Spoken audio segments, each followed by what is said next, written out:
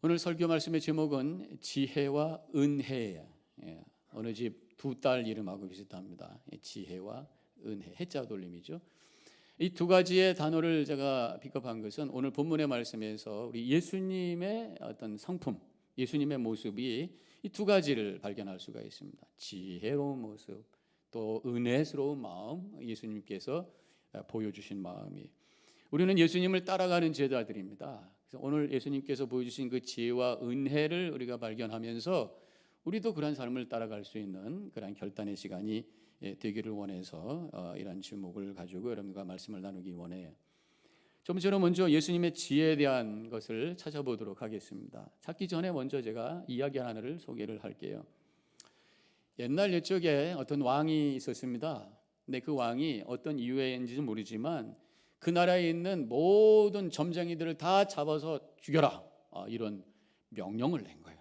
그래가지고 이제 점쟁이들이 다 잡혀 들어옵니다. 근데 그 나라에 아주 용하다고 하는 점쟁이가 있어서 이 왕이 궁금하기도 하고 뭐 장난기도 좀 발동하고 그래가지고 찾아갔어요. 그리고 이제 점쟁이에게 네가 유명하고 용하다고 하는데 한번 네 자신의 운명이 어떻게 될지를 점을 쳐봐라, 그렇게 명령을 한 거예요. 알겠습니다, 임금님. 그리고 점을 칩니다. 하면서 이제 점을 쳤어요. 심각하게. 그리고 점괘를 탁 나왔어요.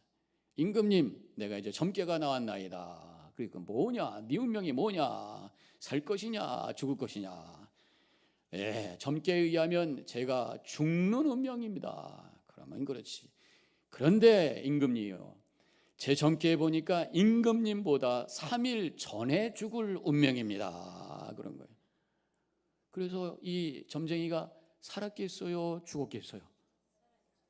살았어요. 왜냐하면 임금이 생각하기에 자기보다 3일 전에 죽을 운명이라. 그럼 이 사람이 죽은 다음에 3일 있다 자기 죽는다는 얘기거든요. 믿거나 말거나 기분이 안 좋으니까 죽지 않았다는 얘기예요. 이 점쟁이는 이렇게 약은 꾀를 부려가지고, 이건 꾀예요. 그래가지고 자기 목숨을 건졌다. 이 꾀라고 하는 것은 자기의 유익과 이익을 구하는 비상한 머리를 쓰는 것을 꾀라고 얘기할 수가 있습니다. 이 마귀는 이렇게 우리에게 꾀를 부리게 해요. 마귀도 지혜스러운 면이 있습니다. 근데 마귀가 주는 지혜는 악한 지혜라고 할 수가 있어요. 마귀를 쫓아다니는 하수인들에게 영감을 주고 지혜를 주기도 합니다. 보통 이 작곡가들이 위대한 곡을 하나 만드는 데는 시간이 많이 걸려요. 수개월 걸리기도 하고 수년이 걸리기도 하는데, 어떤 사람이, 작곡자가 곡을 한 달 동안에 수십 개를 작곡했다는 거예요. 그래서 어떻게 작곡했나 봤더니 그 사람은 마약을 복용하면 영감이 떠오르대. 이 마약을 복용하면서 그 와지는 감동을 가지고 막 곡을 짓다 보니까 막 수십 개를 만들었다는 거예요. 근데 문제는 그 곡 속에는 악을 미화하고 있고, 그 다음에 여러 가지 사람들의 감각을 충동하고 생각을 혼미하게 하는 그런 악한 노래들로 가득 찼다고 그런 얘기죠. 이 마귀가 주는 악한 지혜를 가지고 곡을 지었다는 그런 얘기입니다. 사기를 치고 도둑질하는 사람들 보면은 기가 막힐 정도로 먹이를 잘 써요. 도둑들이 못 여는 문이 없습니다. 못 여는 금고가 없어요. 영화에서 보면은 도둑질하는 얘기들이 아주 미화돼서 나타나고 있는데, 박물관에 있는 큰 다이아몬드를 까만 옷 입고 쫙 줄막줄을 탁 내려와가지고 쫙 해서 가져가는 얘기, 또 아주 비싼 차들을 이 딜러에서 어떻게 해가지고 컨테이너에 집어넣어서 배에다 집어넣고 붕 떠나는 얘기, 아주 기가 막혀. 이 범죄 심리학자들이 잘 조사를 해봤더니 이 고등 범죄자들 중에 많은 사람들이 IQ가 150이 넘는 천재들이 많다는 거예요. 이 똑똑한 머리를 가지고 악한 일에 쓰는, 악한 지혜를 갖고 악한 일을 하는 사람들이 바로 그런 사람들이라고 하는 것입니다. 제가 이 말씀을 하는 이유는 오늘 본문의 말씀에서도 마귀에게서 온 악한 지혜, 꾀를 사용하는 사람들의 얘기가 나와요. 바로 서기관과 바리새인입니다. 예수님을 어떻게 해서라도 걸고 넘어지게 하기 위해서 꾀를 쓰는 거예요. 계략을 짜내고 있습니다. 그래가지고 지금 간음한 여인을 데리고 와서 예수님 앞에 데리고 와서 이렇게 질문을 하는 말씀이 5절에 나오고 있어요. 모세는 율법에 이러한 여자를 돌로 치라 명하였거니와 선생은 어떻게 말하겠나이까. 아주 출입을 쓰고 있는 것입니다. 예수님이 이렇게 대답할 수도 없고 저렇게 대답할 수도 없고 잘못 대답했다가는 문제가 생기는 그런 질문을 한 거예요. 만약에 예수님께서 용서해줘라라고 한다면 지금 율법에 의해서 가늠한 여인이 돌에 맞아야 되는 그런 법이 있는데 그것을 무시하게 되는 거예요. 그것을 어기는 것이, 그렇게 된다면 율법에 의해서 예수님도 유대 사회에서 출교를 당해야 되는 상황이 될 수가 있어요. 만약에 예수님이 그러지 말고 율법대로 해라라고 한다면 결국 돌로 치라는 것이고 사람을 죽이라는 얘기가 돼서 사랑하라고 했던 예수님의 자신의 말에 이것이 모순이 되는 것이고, 또 로마 시대였기 때문에 로마 시대에서는 사형 권한이 로마의 정부밖에 없습니다. 그렇기 때문에 예수님이 죽이라고 할 수가 없어요. 율법대로 돌로 치라고 할 수도 없는 상황이, 이렇게도 할 수 없고 저렇게도 할 수 없는 어려운 상황을 만들어내는 아주 기막한 꾀를 부리는 것이 바로 이 사람들의 모습인 것입니다. 그렇지만 예수님은 이 본문에서 이 상황을 지혜롭게 대처를 하고 있는 것을 볼 수가 있어요. 너무나도 멋진 한마디로 이 모든 문제를 딱 해결하고 있어요. 7절에 있는 말씀에 예수님께서 이렇게 말씀하셨죠. 너희 중에 죄 없는 자가 먼저 돌로 치라 그랬어요. 오늘 말씀을 가만히 보면은 이 말씀을 하기 전과 후에 예수님께서 무엇인가를 하셨어요. 뭘 하셨어요? 손으로 땅에 뭔가 글을 썼어요. 왜 그렇게 하셨을까? 어떤 학자들은 예수님께서 쳐다보고 있는 것이 민망해가지고 부끄러워서 머리를 숙인 거다, 이런 사람도 있고, 어떤 사람은 말씀을 그렇게 해놓고 생각할 수 있는 시간을 주기 위해서 뜸을 들인 거다, 그런 분도 있고. 저는 다 동의하지 않습니다. 근데 어떤 분은 이렇게 얘기를 해요. 저 거기 동의하는 건데, 예수님께서 그렇게 말씀해 놓으시고 그들의 잘못을 거기다가 쓰셨다는 거예요. 예수님은 다 전지하신 분이시기 때문에 그들의 잘못을 다 아시잖아요. 말로 하지 아니하시고 그래서 쓰신 거예요. 그래서 누구는 돈을 훔쳤고, 누구는 음행을 했고, 누구는 거짓말했고, 사기를 쳤고, 욕을 했고, 그런 것들을 이렇게 쓰시는 것을 보고 한 사람 한 사람이 그것을 바라보면서 깨닫고 오히려 부끄럽게 느껴지면서 그 자리에서 떠나고 말았다, 그런 말이죠. 우리 예수님의 지혜는 어떤 갈등과 문제가 왔을 때 싸우지 않으면서 문제를 해결할 수 있는, 이것이 바로 예수님의 지혜라고 하는 것입니다. 예수님의 지혜의 특징을 가만히 살펴보면요, 먼저 자신을 알게 하시. 예수님의 그 한마디 때문에 사람들이 자신이 누군가를 알았어요. 죄 없는 자가 먼저 돌로 치라고 했을 때에 사람들이 그러면 내가 죄인인가? 라고 하는 것을 질문하게 되면서 깨닫게 되었죠.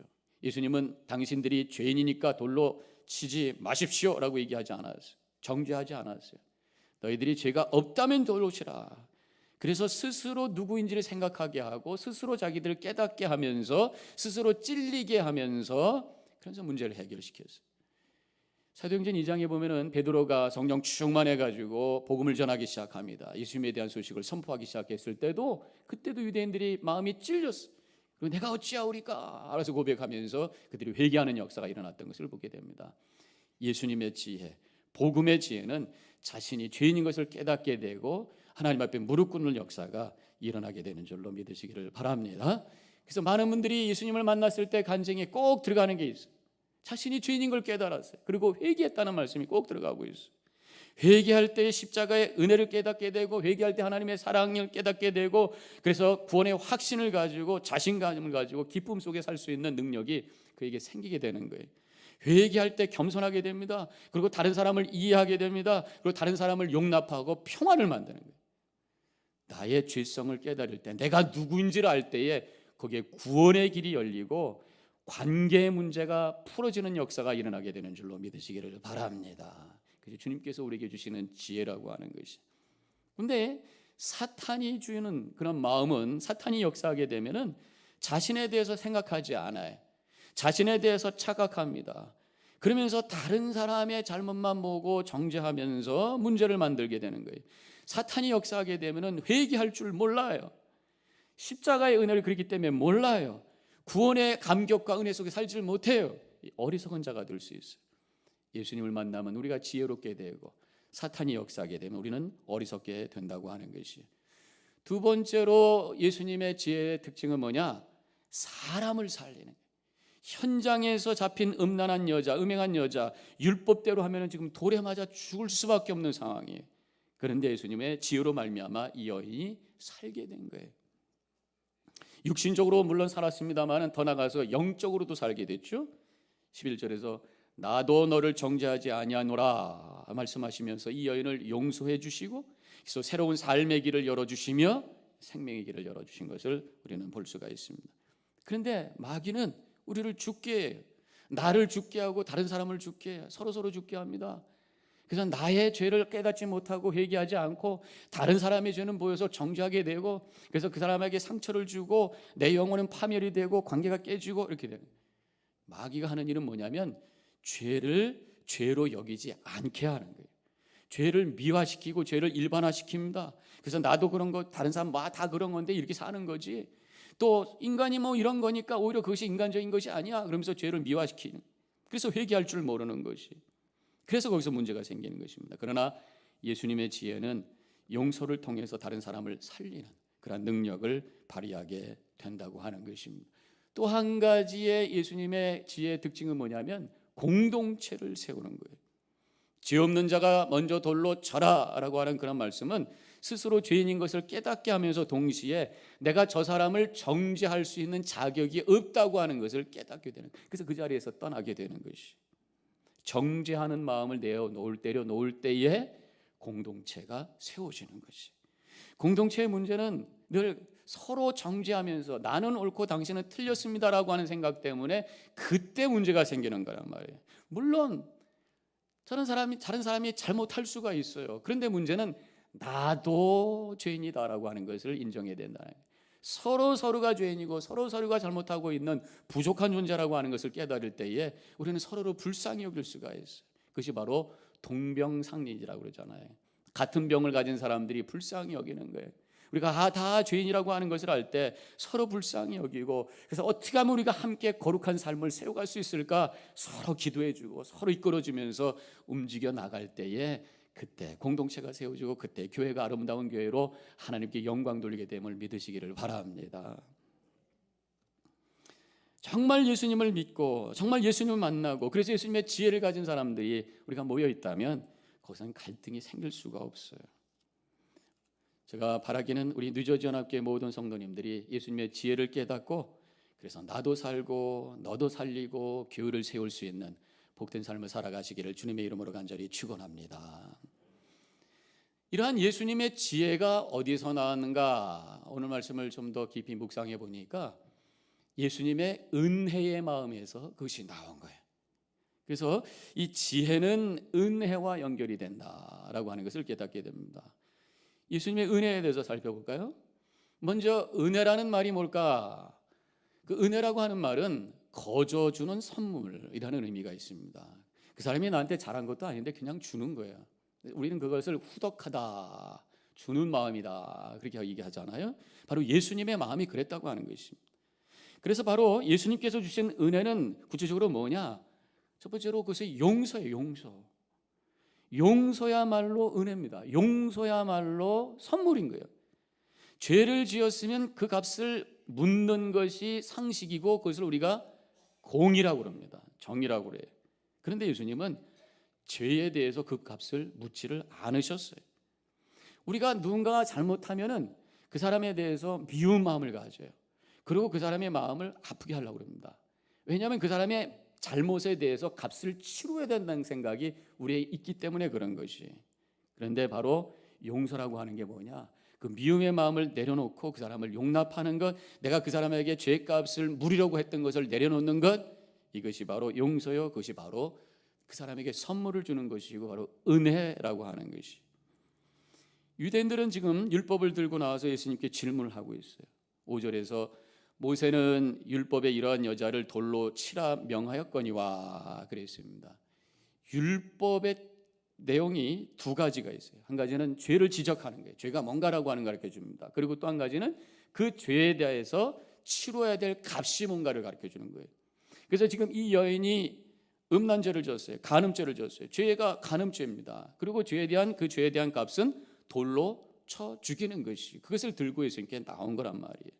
근데 예수님은 그런 율법 앞에서 죄값을 묻지 않고 용서를 선언하시는 것이 바로 은혜라고 하는 것입니다. 그래서 11절에 예수님께서 그 여인을 향해서 나도 너를 정죄하지 아니하노니 가서 다시는 죄를 범지 말라 하시니라. 은혜의 메시지를 선포하고 계세요. 좀 더 실감되기 위해서 이 용서의 은혜를 좀 다른 말로 표현하면 뭘까? 탕감, 또 대납, 내가 도저히 페이할 수 없는 그 값을 누군가가 대신 지불해 준 거란 말이에요. 제가 미국에 와가지고 유학생으로 와가지고 오자마자 아기를 둘째를 가졌어요. 지금 우리 딸. 그런데 학교 인슈런스로도 어렵고 제가 특별한 인슈런스도 없고 그래가지고 어떡하나. 그때 이제 우리 교회 닥터지께서 우리 아기를 받아주셨는데 의논을 했어요. 그랬더니 그분께서 체리티 케어라고 하는 걸 소개를 해주셨어요. 연결시켜 주셔가지고 어플라이를 했습니다. 이제 병원에 갔다 와서 아기를 낳는데 막 뭐가 와요. 뭐가 옵니까? 비리 오죠. 동그라미가 얼마나 많은지 몰라. 미국 한국에 있다 와가지고 제가 기절초풍하는 줄 알았어요. 미국의 병원비가 이렇게 비싼지 몰랐어요. 막 몇만 불이 막 오는 거예요. 그런데 저는 걱정이 안 돼. 왜냐하면 대신 대납해 주는 데가 있어요. 그것을 해결해 주는 데가 있어요. 체리티 케어에서 그걸 해결해 준 거예요.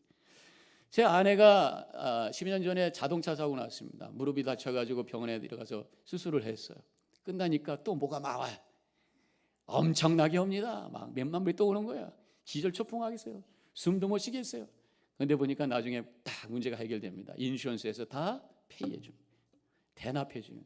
이것이 바로 은혜라고 하는 것입니다. 자, 영적으로 보면 우리도요, 영적으로 비를 받았어요. 죄의 값이라고 하는 것에 대한 비리 왔어요. 그게 뭡니까? 죄의 값은 사망이에요. 우리가 지금 들고 있는 붙들고 있는 우리가 받은 빌은 사망이에요. 영원한 고통입니다. 지옥이라고 하는 그 빌을 우리가 받았어요. 그러고 보면 기가 막혀요.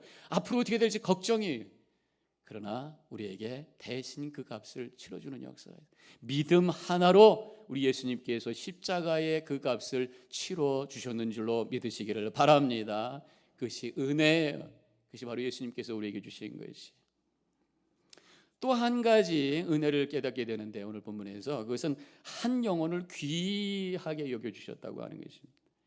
예수님은요, 우리를 위해서 은혜를 주시는데 모든 사람들을 한꺼번에 도매급으로 다 한꺼번에 처리하신 것이 아니라 한 사람 한 사람을 위해서 죽어주시고 은혜를 베풀어 주신 거예요. 그래서 어떤 분이 고백하기는 세상에 아무도 없이 나 혼자만 있어도 예수님께서 분명히 십자가에서 달려 돌아가셨을 것임을 내가 믿습니다. 그렇게 고백하는 맞습니다. 오늘 본문에서 보니까 10절에 예수님께서 일어나 여자 외에 아무도 없는 것을 보시고 아무도 없을 때 여인에게 다가오셔서 예수님께서 만나주시고 그를 부르십니다. 근데 그 여인을 부를 때 예수님께서 뭐라고 부르셨어요? 10절에 보니까 여자여 이렇게 불렀어요. 우리가 여자여 부른다고 하는 게 그렇게 그분을 존중하는 의미는 아닌 거로 우리 한국말로 되어 있습니다만은 원어로는 귀나이라고 해서 굉장히 존중하는 표현이에요. 왕이 자기 왕후에게 표현할 때 귀나이. 예수님께서 십자가에 달려 들어가실 때 어머니를 향해서 여자여라고 우리가 성경에 써 있는데 바로 귀나이. 오늘 예수님께서도 가늠하다 잡혀서 돌멩이 맞아서 죽어 마땅한 세상 사람들은 다 포기할 수밖에 없는 죄인이라고밖에 할 수 없는 그를 향해서 귀나이 하면서 귀한 여성으로 그를 호칭하면서 다가오셔서 그를 만나주시고 그에게 용서를 선언해 주신 그 주님의 은혜, 바로 그것이 한 영혼을 귀하게 여기시는 주님의 마음인 줄로 믿습니다. 어거스틴은 이렇게 말했어요. 우리 주님은 사랑받을 수 없는 사람을 사랑하심으로 사랑받는 자격을 가진 존재로 다시 태어나게 하셨습니다. 사랑받을 수 없는 존재로 절제를 사랑받을 수 있는 존재로 바꿔주시니 이것이 주님의 은혜라고 하는 것입니다. 시편 27편 10절에 보면은 이런 말씀이 나와요. 부모는 나를 버렸으나 여호와는 나를 영접하시리니. 하도 못 나가서 부모도 포기한 그 존재를 주님께서는 포기하지 아니하시고 만나주시고 받아주시는 그 은혜, 모든 사람들을 귀하게 여기시는 그 하나님의 마음, 이것이 바로 오늘 예수님께서 우리에게 보여주신 그 은혜의 마음이라고 하는 것이. 마음을 열어주는 101가지 이야기라는 책에서 나오는 글이 있는데, 가난한 할아버지가 이제 병원에 갔어요. 그래서 딸이 함께 갔는데 굉장히 어려움을 겪고 오셔서 그 딸이 그 의사에게 편지를 하나 보냈는데 편지 글이 이렇게 쓰여져 있습니다. 제가 잠깐 읽을게요. 병들어서 허약한 나의 아버지는 5시간이나 줄을 서서 이리저리 끌려다녔습니다. 직원들은 전혀 참을성이 없었고 간호사들은 지쳐 있어서 곧잘 짜증을 냈습니다. 아버지는 모든 디그니티와 자존심을 박탈당한 채 모든 것을 다 감당해야 했습니다. 그들이 얼마나 비인간적인지 나는 놀라움을 금할 수 없었습니다. 환자가 신청서를 제대로 써오지 않았다는 호통을 치고 화를 냈습니다. 선생님 같으면 처음 병원에 와서 그것을 정확하게 써낼 수 있다고 생각하십니까?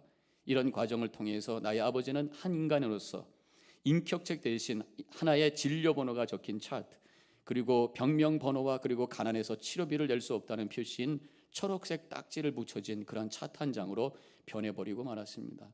결국 나의 아버지는 초록색 딱지가 붙은 하나의 파일 번호에 불과한 초라한 존재가 되어서 당신의 책상 위에 놓여졌습니다. 그러나 선생님, 그렇지 않습니다. 나의 아버지는 진료번호에 적힌 한낱 차트가 아닙니다. 그분은 훌륭한 아내를 가진 좋은 남편이고 4명의 자녀 그리고 5명의 손자들에게 최고의 존경을 받는 귀한 존재입니다. 그는 아버지로 사람들에게 존경을 받는 분이십니다. 도덕적이고 강인하며 인자한 손자들의 할아버지 그리고 주위의 많은 사람들에게 존경을 받는 분입니다. 당신의 책상 위에 놓여져 있는 한 장의 차트, 선생님께서 매일 보시는 이름으로 때로는 무시하고 소홀히 취급하고 또 귀찮아할지를 모르는 한 장의 차트, 그러나 진로 차트 한 장은 한 사람의 인격체를 대변하는 것입니다. 그 인격체에는 감정이 있고 오랜 세월을 살아온 내력이 담겨져 있으며 한 인간의 눈물과 피로 얼룩진 인생의 역정이 담겨져 있는 그런 차트입니다. 아니, 더 중요한 것은 우리 아버지는 당신들과 마찬가지로 하나님께서 귀중하게 창조하시고 하나님께서 사랑하시는 귀한 존재입니다. 그렇게 고백을 했어요. 사람들은 그 사람이 가진 것, 그 사람의 능력, 그 사람의 외모를 가지고 판단해요. 그러나 우리 하나님은 그 영혼 하나 가지고 그 영혼을 귀하게 여기시고 그 영혼을 위해서 십자가 예수님을 달려 돌아가시기까지 사랑하신 귀한 하나님이신 줄로 우리가 고백해야 될 줄로 믿습니다. 오늘 이렇게 은혜와 지혜를 가지고 말씀을 나와서 예수님의 그 은혜, 용서와 한 영혼을 귀하게 여기시는 그 마음 때문에 그 마음을 가지고 그래서 말씀하시고 판단하시면서 지혜로운 그런 결정을 하셨던 예수님의 그 마음을 우리가 바라보면서 우리도 예수님을 따라가는 제자로서 주님의 그 은혜를 깨닫고 그 은혜의 마음을 가지고 담아서 지혜롭게 말하고 판단하면서 살아감으로 하나님께 영광 돌리는, 나도 살고 다른 사람도 살고 교회도 세워가는 그런 복된 삶을 살아가는 우리 모든 성도님들이 되시기를 주님의 이름으로 간절히 축원합니다. 기도하겠습니다.